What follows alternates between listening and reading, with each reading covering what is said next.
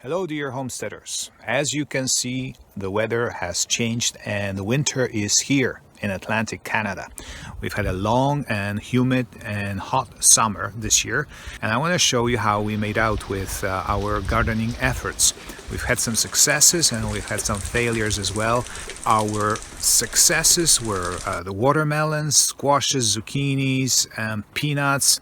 Peanuts and watermelons are usually warm weather crops, so we're very grateful, thank you Lord, that we were able to grow them successfully here. So let me show you how the gardening and our harvest of 2022 went.